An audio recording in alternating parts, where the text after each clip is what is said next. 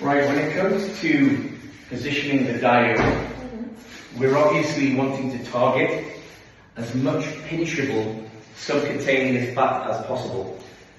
Now the female frame is a lot smaller than a male frame. If you look at my frame, quite wide, we probably have the laser diodes a little bit further away to create a larger line, so we covered a bigger surface area. But most women have a thinner frame, or they're like an hourglass, like a pear-shaped, or like an apple. So first we would take the laser over the specific area. We'd make sure that the middle is straight up from the belly button, like so. I'm going to lower it in a position where I think it should be, and then I'm going to switch the laser on, just to make sure that it's in the right place. So I'm pulling the arms down. I want to try to get as many of the 10 beams on the area we're treating as what we possibly can, which can be a little bit harder with a female body because it's a lot smaller. So don't worry if some of the beams are not on the skin of a female patient. Pull them in. One thing what I would always do as well, we want to try to target as much subcutaneous fat, which is pinchable fat, as what we can. So a lot of clinics will, if I pull this up a second, position just like a rolled up towel or something underneath the patient, which helps. It's propped a lot more fat further up, which gives the laser more fat to target. We do that for the other side as well. I would say also with this, it would be, I don't know whether the treatment table can get any higher. No. Okay. Let me switch it on now. Let me see. Stop.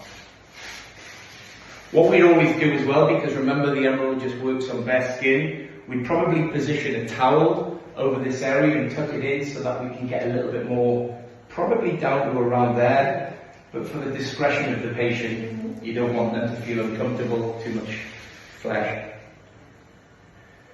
I'll bring the video around as well so we can see where I've positioned it.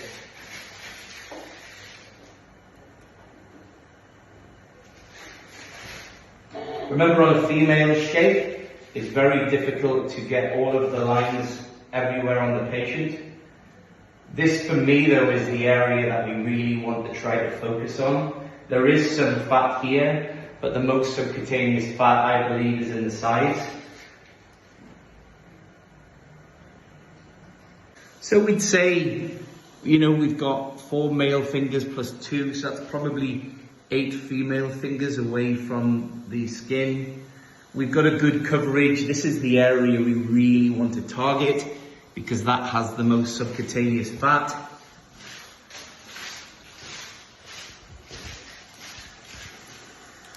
You see the lasers at the side, they're a bit further away because I wanted to really try to get under in this area here.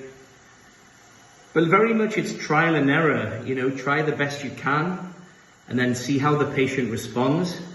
Try to follow up straight away after each consultation with doing some lymphatic stimulation because the laser is doing what it does on every patient. It's emulsifying the intracellular fat and bringing it out of the cell. But if this lady's lymphatic system is impaired, we compare it to a river. If that river is not flowing very strong, there's no transportation vehicle to get the fat out of the body.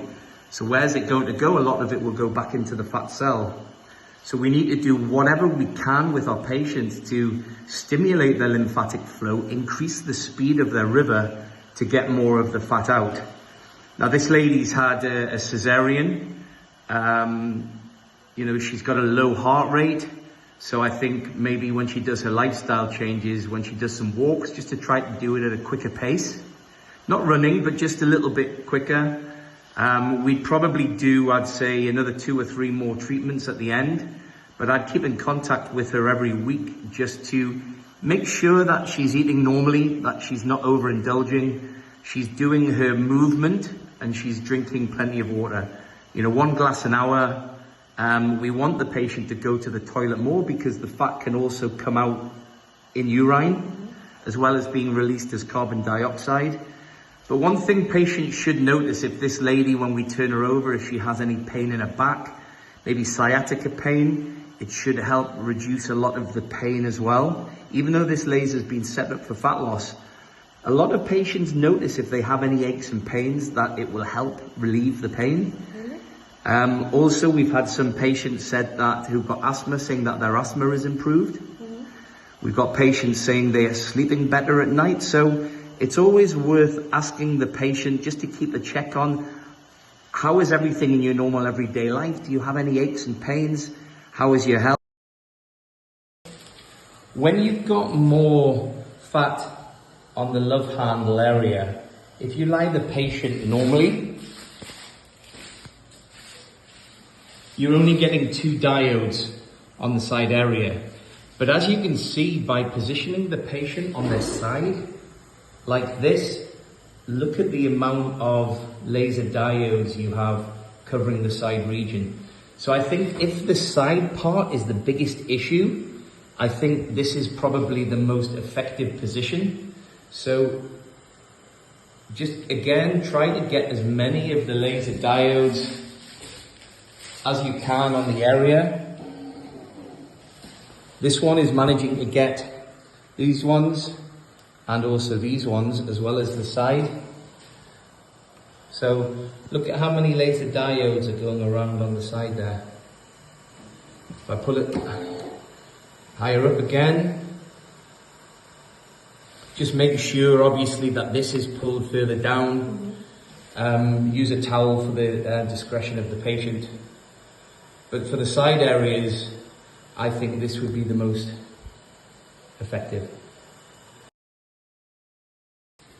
So when treating the neck, you can just use the 2 diodes, or you can try to get 4 diodes on it. So you've got this one,